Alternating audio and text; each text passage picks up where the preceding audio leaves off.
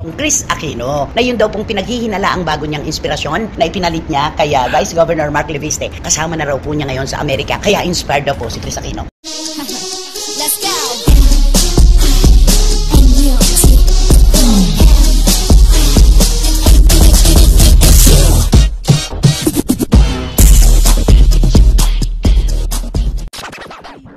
Siyempre, ang dami nag-aabang ng kwentong Chris Aquino. Siyempre, bahagi siya talaga. Ano siya, poste ng showbiz. Ay, oo. At saka diba? napatunayan na rin natin lahat yan. Kapag may Chris Aquino talaga, buhay na buhay.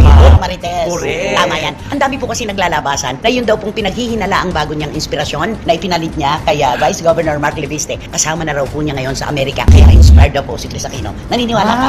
gusto kong maniwala para maging masaya naman sana si Chris Oo, Aquino. ako din. Diba? Ako din. Oo. Bakit hindi? Kaya lang, gusto po namin, mga kachika, sa kanya mismo magmula na nandun na talaga yung doktor. Yun ang pinakamaganda. At kung sino yung doktor na yun, kasi marami nagtatanong. Hayaan po natin na siya ang mag-introduce sa atin, siya ang magkwento tungkol sa kanilang relasyon, kesa yung manghuhula lang tayo kung nandoon na ba o ano, habang nandito si Bimbi at si Josh. Ano? Di ba ganon? Mas maganda nga po na habang siya nagpapagamot, meron naman siyang inspirasyon. Oo. Diba? Meron sa tabi niya. Magaganda sa kanya. Saka iba yun pag doktor, diba? Kanya napapacheck siya. Ano daw ang sinasabi? Ay, hindi, papaliwanag sa kanya, diba? Naku, baka nga hindi na siya magpunta doon sa kanyang doktor na pinupuntahan. Si Doc na lang honey, can you please get my BP? Ay, Ano pa? Inglesin mo. Ako yung doktor, ikaw si Chris Aquino. Doc, what is this purpose for this medicine? Parang inatake naman. Sabi niya, po. yun yun. Kailangan ng doktor. Hindi ba ganun yung magsalita talaga? Paano? Di ba? Doc, what is this purpose of this medicine? Hindi naman ganon. Ikaw nga na. Ikaw magaling ka dyan. Doc, please tell me, what's this medicine for? Ayan. Very Chris yun. You have to explain it to me before I take it. Ganon. Sige pa. Ako mag-interpret. Go. Honey.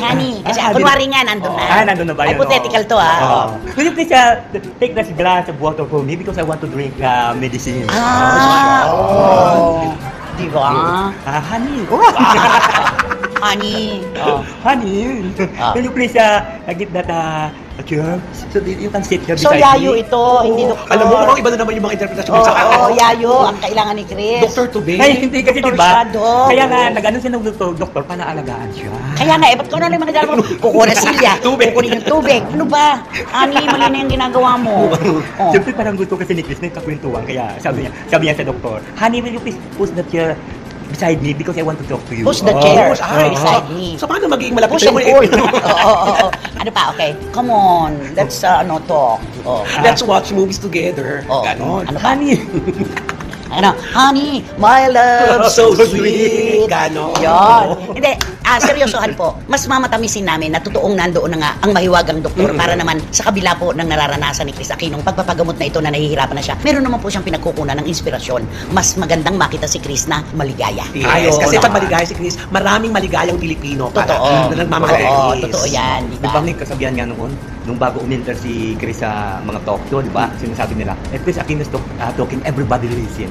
Oo, di ba? Parang when money talks, everybody listens. Hindi, meron talagang katangian si Chris Aquino na kapag pinanood mo siya, hawakan niya sa leeg. Totoo yan. Ibig sabihin, gusto natin siyang panoorin, pakinggan dahil interesante siya. Totoo. Di ba? Okay yan. Sabihin mo raw, Chris, kung sino yung doktor. Baka naman gusto mong ipagkatiwala sa publiko kung sino ang inspirasyon mo ngayon. Naku, huwag tayong magmamadali. Alam naman natin si Chris. Malalaman natin. Ay, naku, sigurado yan. Sa kanya dapat manggaling. Basta ito po, haka-haka lamang. Ang dami na naglalabasan na nasa Amerika na raw po at kasama na niya ang kanyang bagong boyfriend. Hoy, wag ang doktor. Chris Aquino, ha? Umingay ang pangalan ni Chris Aquino ngayon dahil uuwi na daw siya. Sa September. Sa September, okay. Confirm ni Bimbi. Oo, ito na. Meron na namang kwento na kumakalat, ha? Na yung palang boyfriend, yung mahiwagang doktor, ay nung Pebrero pa daw. Yun ang balita. February pa lang, ando na. daw. Hindi ba siya nagsabi na, since February, wala na kaming communication ni Mark. Oo, di ba? correct. So, paano yung nagkaroon ng overlapping? Naku, Di ba? Pero niliwanag naman yan, di ba? November pa lang, wala hindi na sila talaga nagkakausap masyado. Bakit si VG Mark pag nandito sa Pilipinas at wala doon, meron pa siyang, how are you, my queen? My queen. Nandun na pala yung doktor. Yun na nga, nakakaloka. Ang bilis, ah. So, ibig sabihin, nag-date sila ng doktor ni February 14 ng birthday. Anong nag-date? Nandun na sa tirahan niya. Ay! Oo. Wala naman pala happy-happy. At least may nag-aalaga sa kanya doon. Bilis, no? Oo. At least, doktor yun. Bakit? Minamaliit mo yung mga Hindi, nakaraan? ibig sabihin ganyan yung mga doktor simple maalagaan. Kasi siguro, kaya pinapalit niya siguro kay Mark yung doktor. Kasi yung doktor maasahan. Ano ba kasi ang pagtingin mo naman kay VG Mark? Ay, di siyempre alam naman si BG Mark kasi art, may nalaman niya. Ay! Ano yun? Ikwento mo. Huwag ka Ay, yan. talaga daw, ito ha, dumating na sa akin ng kwentong ganito. OG Diaz, ano yun? Na talaga daw, Di ba ganyan si OG? Ito, nakarating lang sa akin, ha? Na ito daw si BG Mark daw, talaga daw, inano niya daw si Chris Aquino. Yung parang ibig sabihin, pinatulan yung kanilang kwento na dalawa na may relasyon sila. Nino? Ni BG Mark at saka ni Chris Aquino. So, kwento. Parang kwento, ano lang, kasunduan Oo, kasunduan na ito kasi nga may balak na daw siya na tumakbo talaga for governor ng Batangas. ng Batangas. Ako, parang si Oo. dating Governor Mark Lapid. Na ano? Hindi ba, nung natalo sa pagiging congressman, si dating Mayor Joey Marquez, sabi ni Chris, di ba, kinausap niya, andun kami, Ayan. andun kami sa bilangan. If it would make you happy, I'm gonna marry you today. Wow! Sabi ni Chris. Sabi ni Mayor Joey, no, Chris, nobody loves a loser. Sabi niya, no, I'm gonna marry you. Hindi ba kayo pa ni Mark Lapid? No, I made him governor na. Sabi niya, so ito lang parang to. So parang ganon. ganun, so Gagawin niyang gobernador si si BG Mark. So ibig sabihin, ano to, history repeat itself ito. Para kay BG history Mark. ah. Oo. Ikaw ang historiador ah. Pinag-usapan lang to. Pinag-usapan. Ginamit lang siya ni BG Mark. Parang nagpagamit nagpagamit naman. Alam mo naman si Chris, di ba? Yung nangyari nga doon kay Felix Salvador at saka kay Bongo, di ba? Sa stage na sinabi ni Kuya Tito, di ba? Alam mo to ang kwentong ito. Di ba yung nagano yung dalawa na nagana siya? Hoy, bakit ginamit nyo dyan ako? Bakit sinama nyo ko sa kwentuhan na yan? Di ba sinabi nga nila, hindi Chris, alam mo tong kwento ito, di ba? Pinaalam namin ito, di ba? Oo. Ay, kasunduan naman pala ito. Planado So may pala. plano pala ito. Kung ako lang parang sa ngayon daw, parang gumaganon pa si Vice Governor Alam mo, another. Kasi nga daw, Another yan. Hindi, kasi daw na ano mo daw. Tinitignan niya muna si Ate B. Na ano? Kung tatakbo. Kakalabanin nga raw niya eh. Ayun na nga. Kaya, Diba? kaya nga gumaganon-ganon na daw siya. Nagdadalawang isip. Nagdadalawang isip pa siya. Kaya siguro, baka siguro, responde pa. Oo, iya. Di ba, kulang pa ba? Kaya pala ang tawag sa kanya Manggang Hinog. Ayan, Di ba? Manggang Hinog. Nalugi na raw yung fruit stand.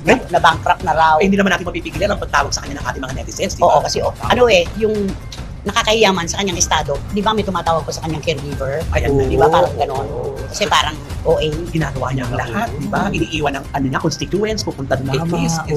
Hindi na halos nakakapaglingkod sa Batangas, di ba? Tapos ang ending pala, Wala rin. na nga. Oo, Oo. tapos ito namin. Ito, May isa pa, may isa pa. Siguro mga late post na yun. Nakita ko nga, di ba, nagja-jogging na sila dalawa ni Diyos doon sa Orange County pa yun. County. Orange County. Oo, Orange County. Orange County. Oo, nagja-jogging sila doon. Orange County. Sa ka ba lumaki? Sa farm. Sa farm. Sila ni Josh? Oo, nagja-jogging silang dalawa. Nakahubad pa si BG Mark eh. Ano ba ito yung totoo? Di ba paggamit ka rin? Ako, kung masaya si Chris Aquino sa buhay niya ngayon, ibigay natin yun sa Oo. kanya. Kung sino man, Napakahirap diba? ng kalagayan niya. 2 taon na siya talaga na hindi niya malaman kung anong gamot talaga ang lalapat sa kanyang sakit. Di ba? Ang AI pa naman siya na nagsabi, walang kagamutan. Correct. Di ba? Mahirap. Kailangan meron namang inspirasyon. Oo, siyempre Diba? naman. Kailangan. Kaya lang, ang tanong, nag-overlap ba? Ay, ayun ang tanong. Yan ang ating susunod na alamin. Kikwentahin natin lahat. Yan, nakatulad ng pagkwenta natin sa mga binalita natin na ano. Kung naalala ko, pero hindi ko Ano na yun? ikukwento. Sige na. Bata pa kasi siya noon. Bata pa si Chris Ba't may Aquino. nag-overlap din? Action star ba ito? Hindi. Ay, hindi ba? Hindi. Ano pa hulaan niyo? Gwapong aktor. Ay, player ba ito? Hindi. Artista. Ano? Sino? Hindi sila naging magkarelasyon ni Alvin Patrimonio eye to eye lang siya doon. Eye to eye lang sila. Oo, hanggang tingin-tingin lang. Patingin-tingin, hindi naman makabili. Ayaw nang yano, di ba? Oo. Yun. Hindi, basta, tama ka, nung mag-asawa, yung manlalaro. Oo, yung mga Diba? lalaro. Fry Lulu. Mhm. Kinabukasan. Ay, bumalik ka. Ang bilis naman. Di ba? Quick change. Oo. Sila na ni Gabi, di ba? Oo nga, so ganito ang ginawa niya pala kay Doktor at saka kay BG Mark. Doktor! Doktor! Doctor. Ay, At yun na nga mga kachika, kung nagustuhan mo ang hot topic natin for today's video, ay ano pang inaantay mo? Mag-like ka na at i-share mo na din para mas marami pang magkakaalam sa hot topic na ito. Maraming salamat! Let's go.